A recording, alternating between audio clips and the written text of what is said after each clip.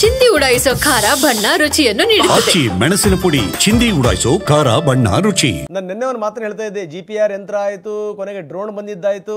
ಈಗ ಏನಪ್ಪ ಅಂತಂದರೆ ಇಸ್ರೋದವ್ರಿಗೆ ಹೇಳ್ಬಿಟ್ಟು ಯಾವ್ದಾದ್ರು ಒಂದು ಉಪಗ್ರಹನ ಬಾಡಿಗೆ ತಗೊಂಡು ಪೂರ್ತಿ ಈ ಕ್ಷೇತ್ರ ಏನೇನಿದೆಯಲ್ಲ ಎಲ್ಲೆಲ್ಲಿ ಹೆಣೆಗಳನ್ನ ಹೂಳಿದ್ದಾರೆ ಅಂತ ಹುಡುಕಬೇಕು. ಅದೊಂದೇನೆ 30 ಪಾಯಿಂಟು 300 ಹೆಣ ಅಂತಂದ್ರೆ ಏನಾದರೂ ಲೆಕ್ಕ ಇದೆಯಾ? ನೀವು ಒಳ್ಳೆ ಪಾಯಿಂಟನ್ನು ಹೇಳಿದ್ರಿ, ಇವನು ಕರ್ಕೊಂಡೋಗಿ ಮೊದಲು ಬ್ರೈನ್ ಮ್ಯಾಪಿಂಗ್ ಮಾಡಿಸ್ಬೇಕು ಅಂತ. ಅದೇ ಆಗ್ರಹನೇ ಕೇಳಿ ಬರುತ್ತೆ, ಅದ್ರಲ್ಲಿ ಯಾವುದೇ ಡೌಟ್ ಇಲ್ಲ. ಎಷ್ಟು ದಿವಸ ಇವನು ಹೇಳ್ದಂಗೆ ಕುಣಿತಾರೆ ಅಧಿಕಾರಿಗಳು? ಇಟ್ಸ್ ವೆರಿ ಇಂಪಾರ್ಟೆಂಟ್ ಸಂಗತಿ ಪೃಥ್ವಿ. ಎಷ್ಟು ದಿವಸ ಇವನು ಹೇಳ್ದಂಗೆ ಕುಣಿತಾರೆ ಅಂತ.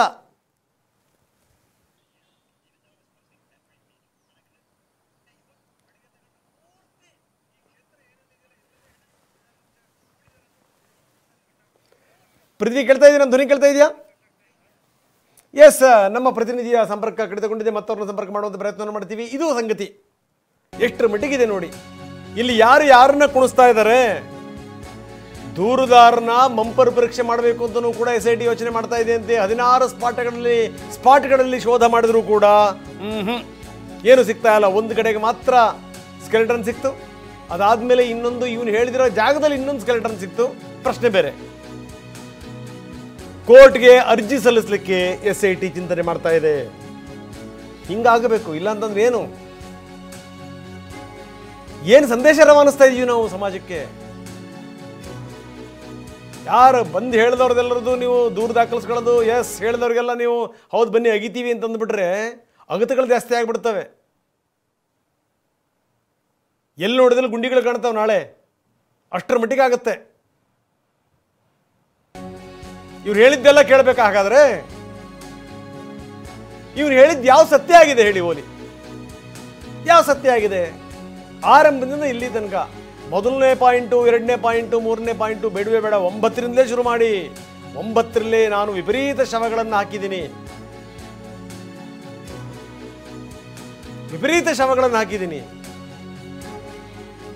ಇಲ್ಲಿ ತನಕ ಹೇಳಿದ್ದು ಯಾವ್ದಾರ ಸತ್ಯ ಆಗಿರೋದು?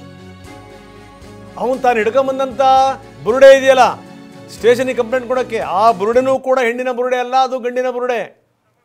ಇನ್ನೆಷ್ಟರ ಮಟ್ಟಿಗೆ ಇವನು ಬುರುಡೆ ಬಿಡಬೇಕು? ಪೃಥ್ವಿರಾಜ್, ನೀವು ಹೇಳ್ತಾ ಇದ್ರಿ, ಬಹಳ ಒಳ್ಳೆ ಪಾಯಿಂಟನ್ನು ಹೇಳ್ತಿದ್ರಿ. ಮುಂದಿನ ದಿನಗಳಲ್ಲಿ ಏನು ಅಂದರೆ ಮಂಪರ್ ಪರೀಕ್ಷೆ ಆದರೂ ಕೂಡ ಅಚ್ಚರಿ ಇಲ್ಲ ಅನ್ನುವಂಥ ಮಾತನ್ನ ತಾವು ಹೇಳ್ತಾ ಇದ್ರಿ. ಪೃಥ್ವಿರಾಜ್, ನನ್ನ ಧ್ವನಿ ಕೇಳ್ತಾ ಇದೆ ಅಂತ ನಾನು ಭಾವಿಸ್ತೀನಿ. ಈಗ ಮುಂದೇನು?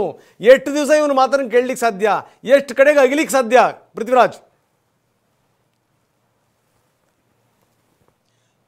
ಖಂಡಿತ ರಂಗನಾಥ್, ಈತ ಹೇಳಿದಂಥ ಪಾಯಿಂಟ್.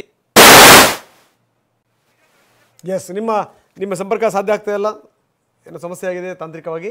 ಮತ್ತೆ ಅವ್ರನ್ನ ಸಂಪರ್ಕ ಮಾಡುವಂಥ ಪ್ರಯತ್ನ ಮಾಡ್ತೀವಿ. ನಾವು ತೋರಿಸ್ತಾ ಇದ್ದೀವಿ ಎಷ್ಟರ ಮಟ್ಟಿಗೆ GPR ಯಂತ್ರ ಕಾರ್ಯನಿರ್ವಹಿಸಿತ್ತು. ಅದೆಲ್ಲ ಆದಮೇಲೂ ಕೂಡ ಅವನಿಗೆ ನಂಬಿಕೆ ಬರಲಿಲ್ಲ. ಮತ್ತೆ ಬಗ್ಗಿಬೇಕು ಅಂತ ಅಂದ. 6ನೇ ಪಾಯಿಂಟ್ನಲ್ಲಿ ಸಿಕ್ಕಿದ್ದಂಥ ಒಟ್ಟು 24 ಮೂಳೆಗಳು.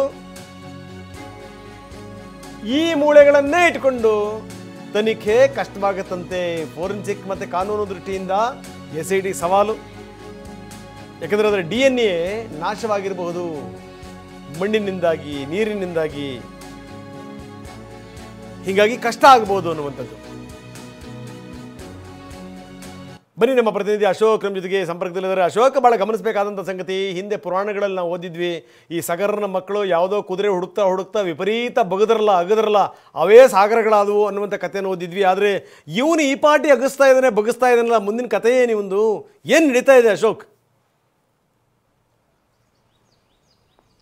ಹೌದು ರಂಗನಾಥ್, ಈಗಾಗಲೇ ಏನು 16 ಪಾಯಿಂಟ್ಗಳಲ್ಲಿ ಉತ್ಖನನ ಮಾಡಿದ್ದಾರೆ. ಆ ಒಂದು 16 ಪಾಯಿಂಟ್ಗಳಲ್ಲಿ ಕೇವಲ 1 ಪಾಯಿಂಟ್ನಲ್ಲಿ ಮಾತ್ರ ಮಾನವನ ಕಳೆಬರ ಸಿಕ್ಕಿರ್ತಕ್ಕಂಥದ್ದು. ಅದರ ಕಳೆಬರನ್ನಿಟ್ಕೊಂಡು ಈ ಒಂದು ಪ್ರಕರಣವನ್ನು ಎಂಡ್ಗೆ ತಲುಪಿಸುವಂಥದ್ದು ಬಹಳಷ್ಟು ಕಷ್ಟ ಸಾಧ್ಯ ಆಗ್ತದೆ. ಯಾಕಂತೇಳಿದ್ರೆ ಅದರ DNA ಕೂಡ ನಾಶ ಆಗಿರುವಂಥ ಸಾಧ್ಯತೆ ಇದೆ. ಮತ್ತೊಂದು ಮಾಹಿತಿಯ ಪ್ರಕಾರ ಈತ ಏನು ಹೇಳಿರ್ತಕ್ಕಂಥ ಅವಧಿ ಎಂದೇ ಅದಕ್ಕಿಂತ ಮೊದಲೇ ಆ ಒಂದು ಮೃತದೇಹವನ್ನು ಅಲ್ಲಿ ಊತಲಾಗಿತ್ತು ಎನ್ನುವಂಥ ಮಾಹಿತಿ ಕೂಡ ಇದೆ.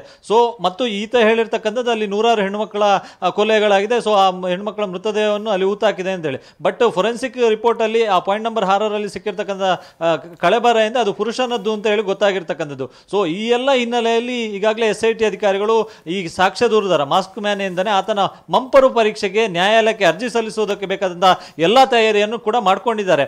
ಯಾಕಂತ ಹೇಳಿದ್ರೆ 16 ಪಾಯಿಂಟ್ಗಳ ಉತ್ಖನನದಲ್ಲಿ ವೈಫಲ್ಯವನ್ನು ಕಂಡಿರ್ತಕ್ಕಂಥದ್ದು, ಆತ ಪ್ರಾರಂಭದಲ್ಲಿ ಹೇಳಿರ್ತಕ್ಕಂಥ ಹೇಳಿಕೆಗಳು ಮತ್ತು ತನಿಖೆಯ ಸಂದರ್ಭದಲ್ಲಿ ಕಂಡುಕೊಂಡಂಥ ದಾಖಲೆಗಳಿರ್ಬೋದು ಮತ್ತು ಗೊತ್ತಾದಂಥ ಸತ್ಯಾಂಶಗಳು ಎಲ್ಲದಕ್ಕೂ ಕೂಡ ತದ್ವಿರುದ್ಧ ಇರತಕ್ಕಂಥದ್ದು.